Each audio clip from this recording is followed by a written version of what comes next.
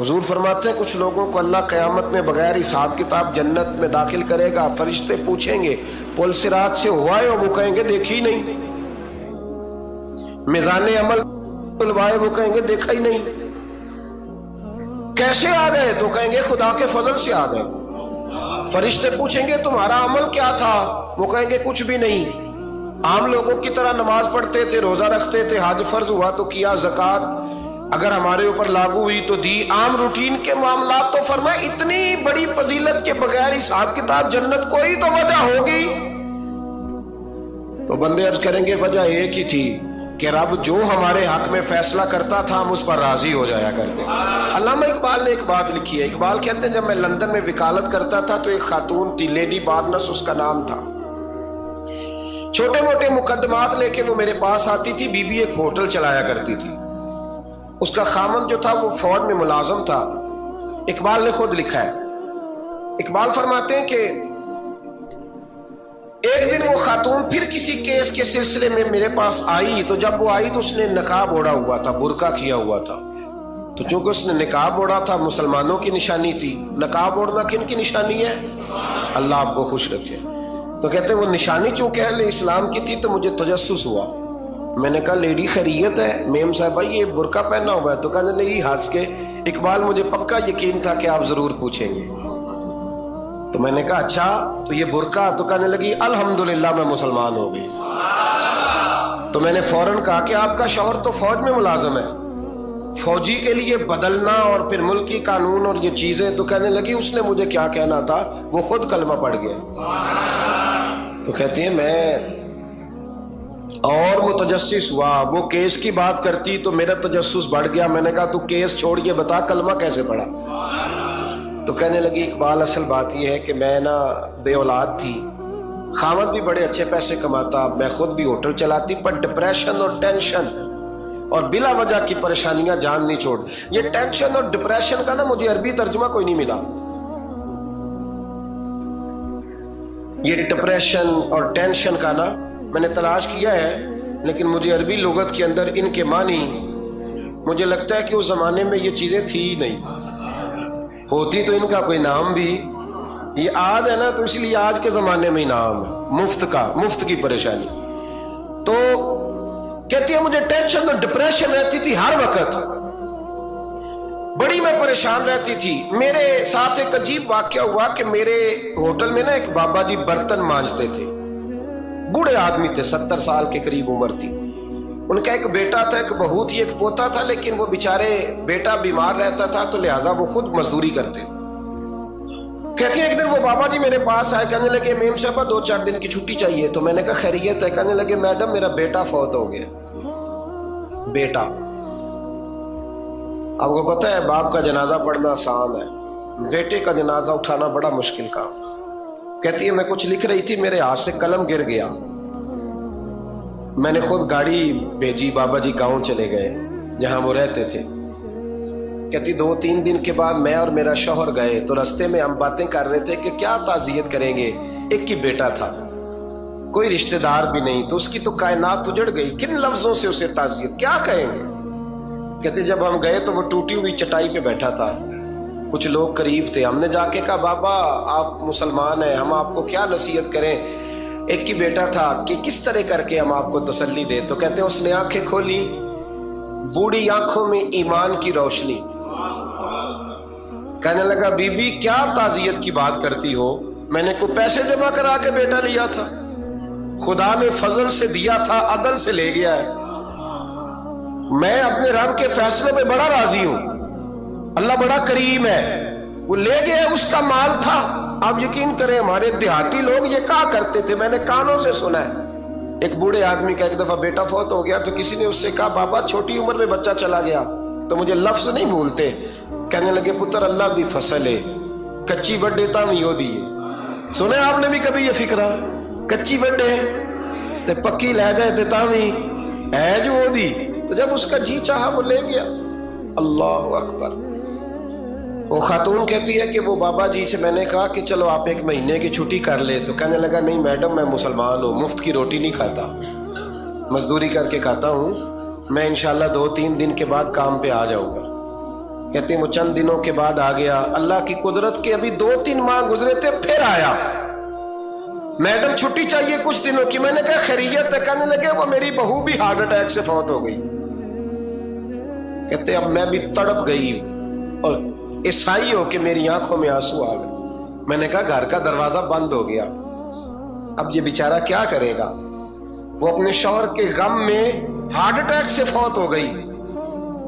کہتے ہم پھر 2-3 دن کے بعد تعزیت کے لیے گئے، پھر ٹوٹی ہوئی چٹائی، بوڑھا نہ اپنی انگلیوں سے زمین پر کچھ بنا رہا۔ کہتے قریب گئی اور میں نے جا کے کہا بابا اب تو تسلی آپ نے خود ہی کرنی ہے، جو نظام تھا وہ تو ہو گیا۔ تو کہتے ہیں پھر اس نے آنکھیں کھولی، آسمان کی طرف دیکھا تو کہنے لگا بیٹی کوئی پریشانی نہیں، میرا بیٹا بغیر شادی کے بھی تو فوت ہو ہی سکتا تھا، بس میرے مالک نے جب چاہا جیسے چاہ ہوا۔ میں انشاءاللہ 2-4 دن کے بعد کام پہ آؤں گا، یہ میرا 3-4-5 سال کا پوتا ہے، ابھی اسکول داخل ہوا ہے، میں ساتھ لے آؤں گا، وہاں میرے ساتھ اوپر کوارٹر میں جہاں میں رہتا ہوں یہ بھی رہے گا۔ کہتی ہے میں سختے میں آ گئی اس کی کیفیت دیکھ کے، وہ پوتے کو ساتھ لے آیا۔ کبھی کبھی میں دیکھتی چھت پہ کھڑے ہو کے کہ دادا گھوڑا بنا ہوا ہے اور پوتا سواری کر رہا ہے، وہ سویرے اٹھتا اس کو سکول چھوڑ کے آتا، شام کو لے کے آتا، پیار کرتا، محبت کرتا۔ تیسری منزل پر ہم نے ایک کوارٹر دیا ہوا تھا، وہاں دادا پوتا رہتے۔ اللہ تو بڑا بے نیاز ہے۔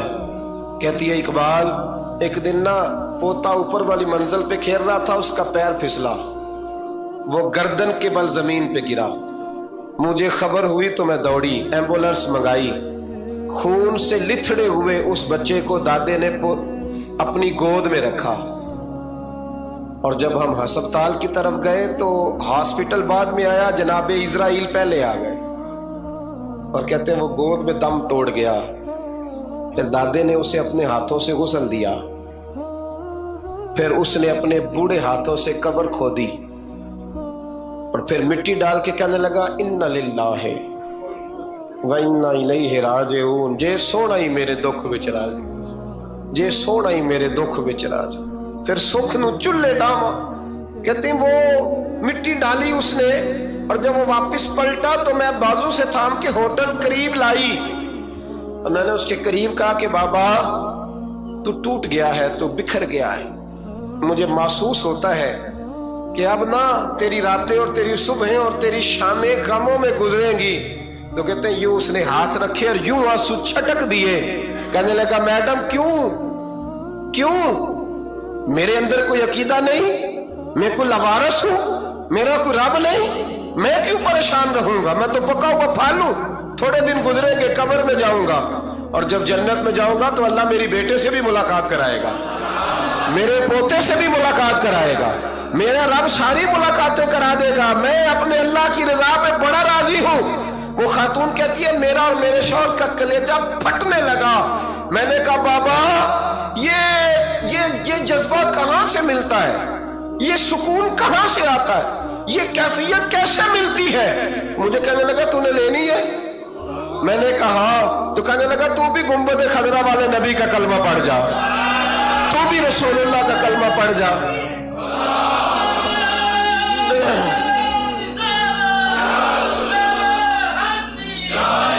میرے محبوب کا کلمہ پڑھ، اللہ تجھے سکون عطا کرے۔ ایک حدیث نہ پڑھ لو مسلم شریف سے، بخاری سے ایک حدیث نہ پڑھ لو تاکہ یہ بات مضبوط ہو جائے۔ حضرت ابو طلحہ رضی اللہ تعالی، بیٹا شدید بیمار، مزدور آدمی تھے، کئی دنوں سے گھر تھے۔ بیوی کہنے لگی اگر آپ گھر میں بیٹھے رہیں گے تو کھائیں گے کہاں سے، جاؤ آپ مزدوری کرو، میں بیٹے کو دیکھتی ہوں۔ ابو طلحہ مزدوری کرنے چلے گئے، شام کو آئے تو بیٹا فوت ہو چکا تھا۔ عورتیں بے حوصلہ ہوتی ہیں نا اکثر، پر بیوی نے سفید کپڑا ڈال کے کمرے میں رکھ دیا۔ بیٹا، ماں اور بیٹا وہ ناپ تکتا ہے رشتہ، بیٹے میں سفید چادر ڈال کے کمرے میں رکھ دیا۔ حضرت ابو طلحہ انصاری آئے، بیٹے کا کیا حال ہے؟ کہنے لگی اللہ کی رحمت میں ہے۔ اللہ کی کیسا جملہ ہے، اللہ کی رحمت میں ہے۔ خامد نے کھانا کھایا، بیوی سے ملنے کو دل کیا تو ملاقات ہوئی، فارغ ہو کے بیٹھے تو خاتون اٹھ کے نا خاوند کے قریب گئی، اس کا ہاتھ تھاما، کہنے لگی نبی کریم علیہ السلام کے صحابی ہو، ایک مسئلہ دریافت کرنا تھا، بتاؤ گے؟ کب پوچھو؟ کہنے لگی اگر کوئی آپ کے پاس امانت رکھوائے اور پھر اپنی امانت واپس مانگے تو کیا کرو گے؟ حضرت ابو طلحہ کہنے لگے پوچھنے والی کیا بات ہے، جس کی امانت ہے واپس کر دیں گے۔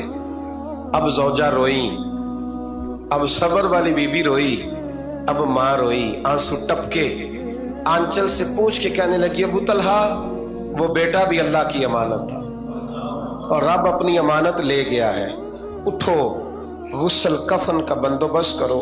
حضرت ابو طلحہ اٹھے، کامتے کامتے ہاتھوں سے غسل کفن دیا، مسجد نبوی میں پہنچے، محبوب کی بارگاہ میں عرض کیا تو رسول کریم فرمانے لگے تیرے اور تیری بیوی کے عمل سے اللہ بھی بڑا راضی ہے، اللہ کے رسول بھی بڑے راضی ہیں اور اللہ تجھے برکت عطا کرے گا۔ صحابہ کہتے ہیں پھر اللہ نے انہیں 9 بیٹے عطا فرمائے، پھر اللہ نے انہیں اللہ کی رضا پہ راضی رہنا سیکھو، اللہ کے قریب چلے جاؤ گے، اللہ کی رضا پہ۔ حضرت سفیان ثوری دعا مانگ رہے تھے، یا اللہ راضی ہو جا، یا اللہ راضی ہو جا، یا اللہ راضی ہو جا، دعا مانگ رہے تھے۔ بی بی رابعہ بصری پردے کے پیچھے بیٹھی تھی، جب دعا لمبی ہو گئی تو کہنے لگی سفیان بس کر، کوئی اگلا لفظ بھی بول، بس کر۔ آپ فرمانے لگے تجھے کیا ہوا؟ تو کہنے لگی تو کب سے کہہ رہا یا اللہ راضی ہو جا، یا اللہ راضی ہو جا، پہلے اپنے دل پہ ہاتھ رکھ کے بتا تو اللہ سے راضی ہے؟ تو راضی ہے اللہ سے؟ تو روز نہیں کہتا پیسے نہیں ہے میرے پاس مجھے دے، تو روز نہیں کہتا یا اللہ فلانی چیز کوئی نہیں دے، اے اللہ فلاں کو دے دیا مجھے کیوں نہیں دیتا معاذ اللہ، تو روز شکوے نہیں کرتا؟ فرمایا پہلے تو راضی ہو جا۔ ترمذی شریف کی حدیث ہے، میرے نبی کریم علیہ السلام نے فرمایا تم اللہ کے دیے ہوئے تھوڑے رزق پہ راضی ہو جاؤ، اللہ تمہاری تھوڑی عبادت سے راضی ہو جائے۔